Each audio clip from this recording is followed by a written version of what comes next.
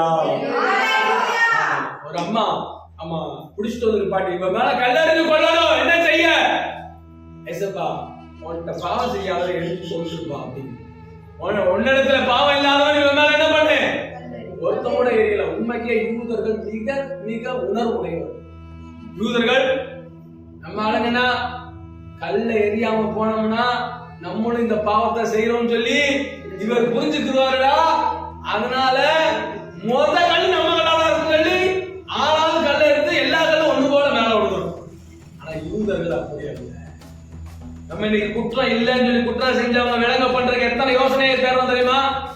குற்றம் செய்தவர்கள் குற்றம் இல்லை என்று நிரூபிக்க இப்படி ஒரு வாய்ப்பா அப்படின்னு நம்மளாம் என்ன பண்ணிருப்போம்? ஒன்றும் சொன்னது என்ன?